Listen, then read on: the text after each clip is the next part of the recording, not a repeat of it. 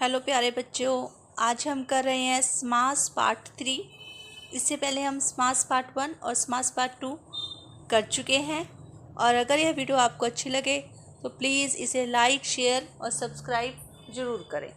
तो स्टार्ट करते हैं कर्मधारय समास। कर्मधारय समास, देखो कर्मधारय समास जो है वो तत्पुरुष समास का भेद है। ठीक है, उपभेद है। तत्पुरुष समास के दो भेद हैं, कर्मधारय और द्विगु। तो लेकिन अब यह इतने ज़्यादा प्रयोग होने लगे हैं कि इन्होंने एक स्वतंत्र ही अस्तित्व धारण कर लिया है। तो अब समास 4 प्रकार के नहीं हैं, कितने प्रकार के हैं? 6 प्रकार के कहे जाते हैं। तो देखते हैं कर्मधारय समास, जिसका पहला पद विशेषण और दूसरा पद विशेष्य हो अथवा एक पद उपमान और दूसरा पद उपमेय हो, वो क्या कहलाता है? कर्मधारय समास। अब देखो हमने लिख दिया है एक पद विशेषण, दूसरा पद विशेष्य। मैंने आपको बताया था ना पहली वीडियो में भी कि समास में 2 पद होते हैं। तो उसने कहा है एक पद तो विशेष्य हो और एक पद क्या हो? विशेषण हो। तो हमें ये जानना भी जरूरी है कि विशेष्य, विशेषण, उपमेय, उपमान क्या होता है। ठीक है। और जब हम इनका विग्रह करते हैं तो क्या आता है? जब भी हम कर्मधारय समास का विग्रह करते हैं तो के समान, जो और रूपी आता है। जब हम विशेषण और विशेष्य का विग्रह करते हैं तो जो का प्रयोग होता है। और जब हम उपमेय और उपमान का प्रयोग करते हैं तो के समान और रूपी का प्रयोग होता है। तो देख लेते हैं विशेष्य विशेषण क्या होता है। देखो पहले हम जानेंगे विशेष्य और उपमेय। देखो जो परिभाषा विशेष्य की है वही उपमेय की होती है और जो परिभाषा विशेषण की है वही उपमान की होती है। ये आपको ध्यान रखना है। देखो ये जो परिभाषाएं हैं ये बहुत ज़्यादा इम्पोर्टेंट है। ये आपके अलंकार में भी प्रयोग होगी, जब आप अलंकार का टॉपिक करोगे उसमें भी आएंगी और समास में भी इम्पोर्टेंट है। ठीक है, तो इस चीज़ का आपको ध्यान रखना है। तो देखो क्या है विशेष्य या उपमेय? जिसका वर्णन किया जाता है, या कह सकते हो जिसके बारे में कुछ बताया जाता है, जिसके बारे में कुछ कहा जाता है, वो क्या होता है? विशेष्य या उपमेय। विशेषण और उपमान क्या होता है? जिस शब्द से विशेष्य की विशेषता बताई जाती है, यानी कैसा शब्द जो विशेष्य या उपमेय के बारे में कुछ कह रहा हो, उसकी विशेषता बता रहा हो। ठीक है, वो क्या होता है? विशेषण या उपमान। देखो जैसे एग्जाम्पल मैंने लिखा है, रीमा सुंदर लड़की है। अब रीमा लड़की की बात हो रही है। अब लड़की क्या है? विशेष्य है। मैंने कहा था ना जिसका वर्णन किया जा रहा हो, जिसके बारे में कुछ कहा जाओ। अब लड़की तो है लेकिन लड़की कैसी है? सुंदर है। सुंदर शब्द इसकी क्या बता रहा है? विशेषता बता रहा है। तो ये क्या हुआ? विशेषण। आगे एग्जाम्पल देख लेते हैं।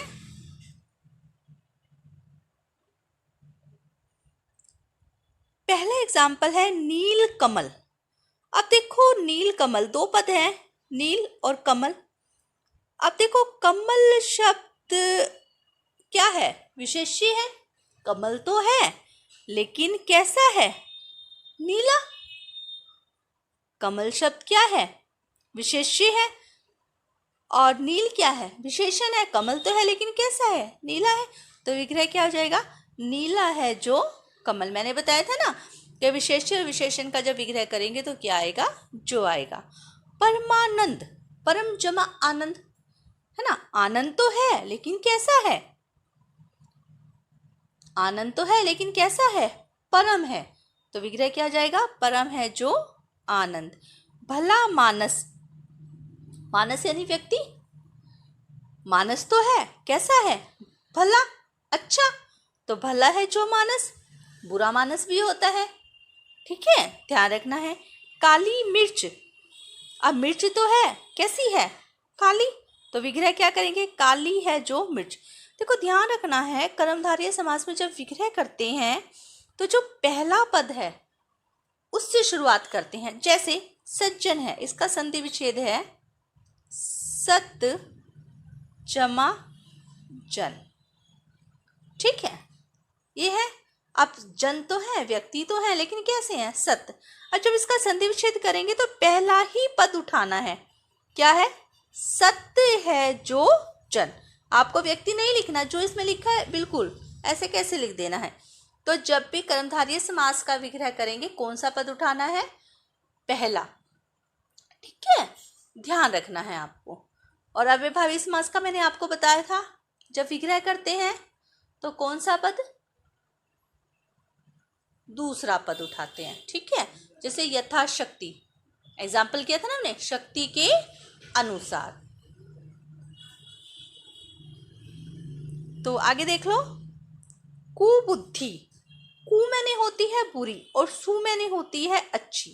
ध्यान रखना, अगर ये वाला एग्जाम्पल आ जाए आपके पेपर में, सुबुद्धि, ठीक है, कु मैंने होती है बुरी तो क्या आ जाएगा? बुरी है जो बुद्धि, कु है जो बुद्धि। और अगर सुबुद्धि आ जाए तो सु यानी अच्छी, सु है जो बुद्धि। आगे देख लेते हैं एग्जाम्पल। प्रधानमंत्री, अब मंत्री तो है लेकिन कैसा है? प्रधान है, मुख्य है, तो प्रधान है जो मंत्री, ये विग्रह हो जाएगा। अंधकूप, कूप में सोता है कुआं, ठीक है, तो क्या आ जाएगा? अंधा है जो कूप या अंधा है जो कुआं। महात्मा, तो इसका विग्रह क्या होगा? महान जमा आत्मा। ठीक है, अब आत्मा तो है किसी व्यक्ति की, लेकिन कैसी है? महान है। आत्मा बुरी भी होती है, दुरात्मा भी होता है। अगर दुरात्मा है तो क्या लिख दोगे? बुरी है जो आत्मा। और अगर महात्मा है तो महान है जो आत्मा। नेक्स्ट कर लेते हैं।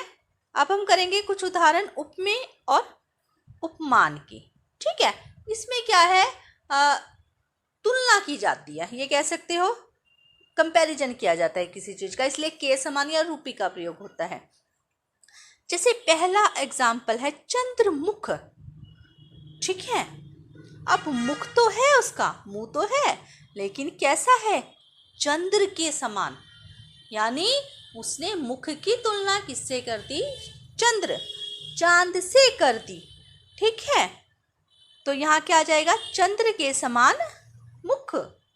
मृग लोचन, लोचन मैंने होते हैं नेत्र, आंखें। ठीक है,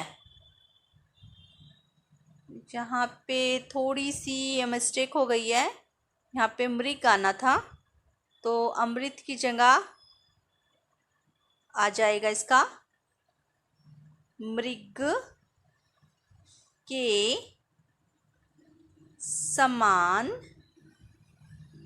लोचन, यानी उसके नेत्र तो क्या है, लेकिन कैसे हैं? मृग के समान। विद्या धन, अब धन तो है उसके पास, लेकिन कैसा है? विद्या रूपी।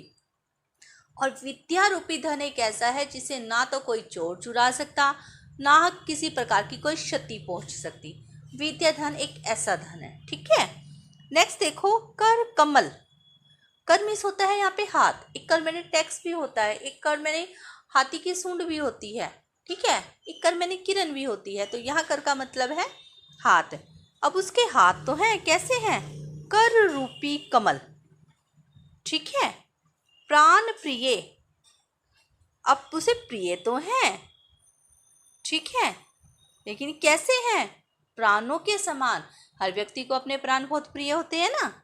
क्रोधाग्नि, क्रोधाग्नि यानी क्रोध तो है उसका, लेकिन कैसा है?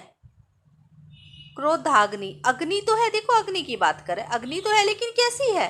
वो ज्वाला वाली नहीं, अग्नि क्रोध रूपी, यानी जो उसकी अग्नि है वो क्रोध रूपी है।